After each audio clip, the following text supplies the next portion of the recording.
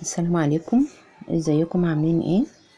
انا غالية عبد الدايم، هعمل معاكم النهاردة بنجر بالبرتقال.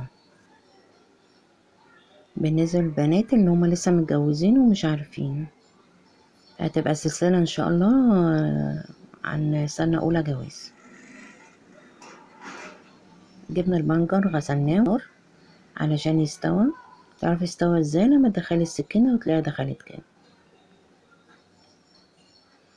بعد كده تاخديها، هتشيلي القطعتين دول اللي انا بشيلهم وهتقشريها بايدك، بيبقى سهل جدا في التقشير. طبعا البنجر من المقبلات اللي بتبقى جميلة جنب الأكل، بيعملوها باستمرار في المطاعم. خلاص احنا كده قشرناها. نجيب بولة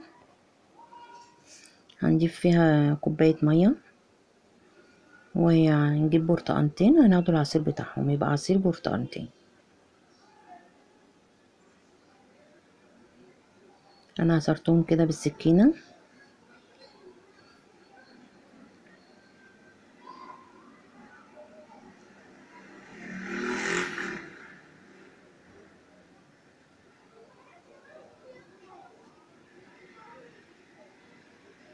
طبعا اللي بيطلع من البرتقال هتنزليه في المية، بيدي طعم جميل معاه.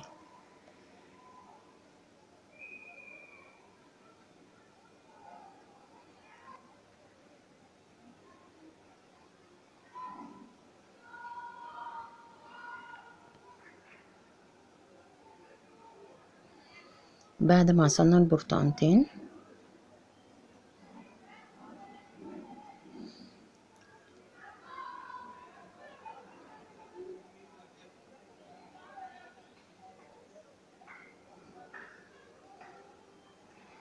هنضيف معلقتين سكر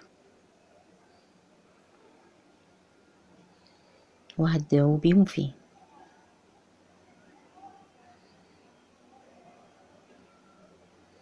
طبعا لو برتقان فيه بذر زي اللي عندي كده، هتشيلي البذر اللي يقع فيه.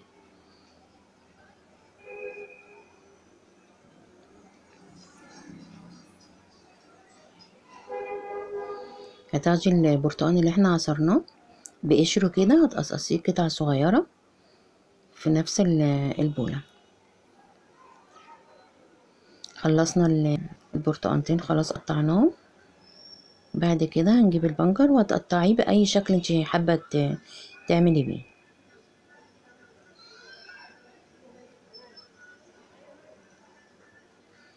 خلصنا الكمية بتاعتنا وهنقلبه. بعد كده هنضيف عصرة نص ليمونة. أتمنى طريقتي تعجبكم.